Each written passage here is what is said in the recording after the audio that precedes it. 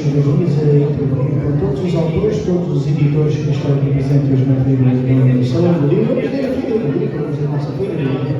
Aqui no hall deixa a prova, apesar do consulado geral de Portugal.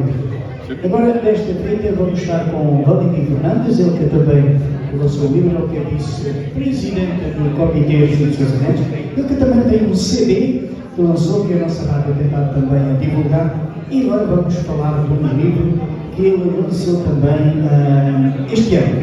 Mas para falar em francês, porque queremos, como muitos, por isso que este consulado se bate com isso, para que a língua portuguesa seja uma língua que os portugueses consigam falar todos e mentalizar, vamos dizer, conseguirem falar as duas línguas. Então vamos ficar com o Sr. Valentim Fernandes, que maîtrise parcours la langue portugaise, malheureusement, pas mes parcours. Il y a mon collègue qui est venu, Jean Pinto, comme d'habitude, il est venu avec nous ce week-end pour nous dépanner par rapport à ça. Voilà. Je vais passer la parole à M. Jean Pinto et M. Valentim Fernandes. Bonjour. Bonjour. Vous allez bien? Ça va vous-même? Ça va, ça. Vous avez passé une bonne journée? Excellent, excellent. Nous sommes au Salon du Livre organisé par le consul de Bordeaux et nous sommes en charmante compagnie avec beaucoup de personnes et notamment beaucoup d'enfants qui sont venus, notamment pour le prix. Voilà. Donc moi je vais vous parler plutôt de mon livre. Je suis désolé, é muito mais fácil para mim falar francês.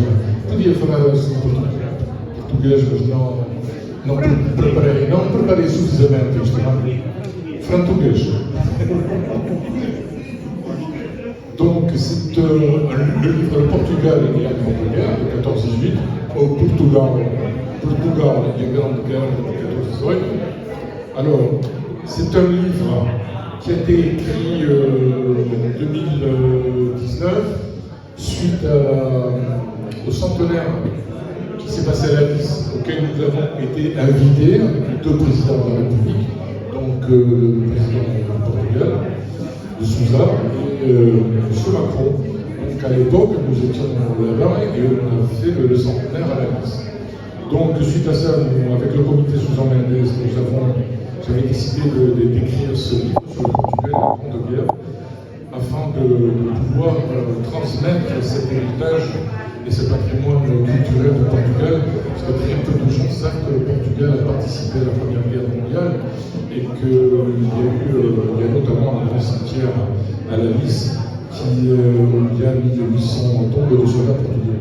Bon, par ailleurs, donc, ce même livre a été traduit par moi-même en portugais récemment, on l'a sorti récemment.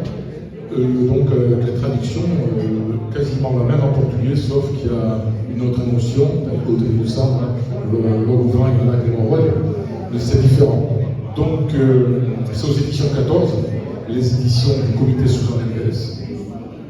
Et donc ce livre retrace pour un tiers l'histoire du Portugal et de la Grande Guerre, et pour les deux tiers la Grande Guerre en elle-même, parce que c'était une guerre mondiale, il faut se rappeler la première, où il y a eu énormément de morts. Donc voilà, et c'est une approche aussi historique, c'est un livre pédagogique, je veux dire,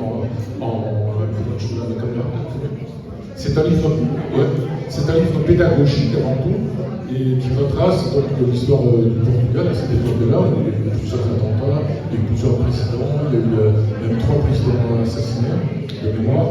Et donc c'est historique, c'est pédagogique, et ça raconte aussi l'histoire d'une approche géopolitique, donc stratégique, qui tire les gens, qui tire les ficelles, donc un côté rebelle un peu, puisque je suis en train de montagne, vous savez que les gens de Clermont sont plus de rebelles que moi.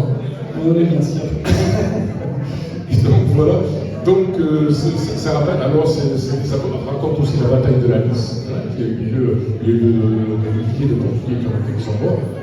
Et donc c'est pour raconter ça, puisqu'on sait que durant la Première Guerre mondiale, donc, le Portugal a effectivement participé, alors que durant la Seconde Guerre mondiale, on n'a pas participé. Il y a eu des résistants, certes, on n'a pas participé, c'était neutre.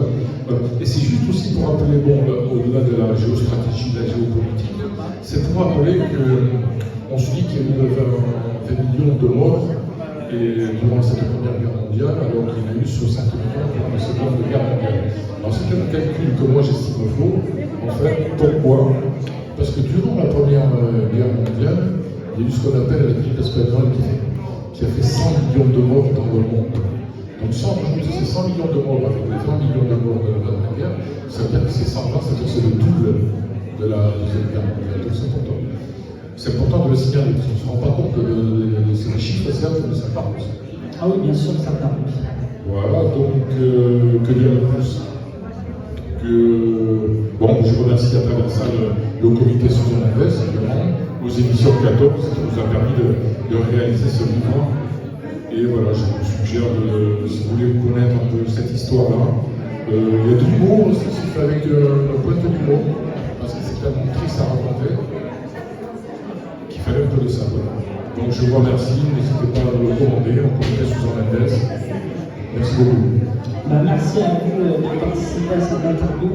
On le rappelle, vous avez sorti un livre, Le Portugal et la Grande Guerre de 1914 à 1918, et on peut le commander En français ou en portugais? En français et en portugais, donc dans les deux langues. Voilà, dans l'une langue ou dans l'autre. D'accord, écoutez, je vous remercie bien. Merci à vous. Et bonne continuation. Merci.